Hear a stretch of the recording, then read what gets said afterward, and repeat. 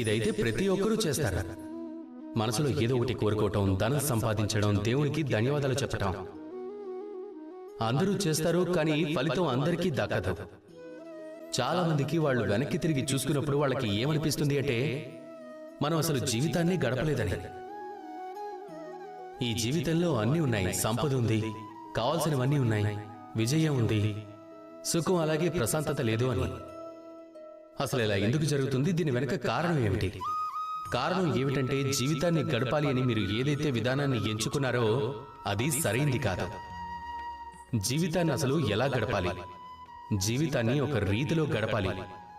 అంటే అందరినీ ప్రేమించాలి, ఎవరిని మోసం చేయకూడదు, అందరితో సంబంధాలు కలుపుకోవాలి, వాటిని నిలబెట్టుకోవాలి, ధనం సంపాదించాలి, అది కూడా నీతిగా ఉండాలి.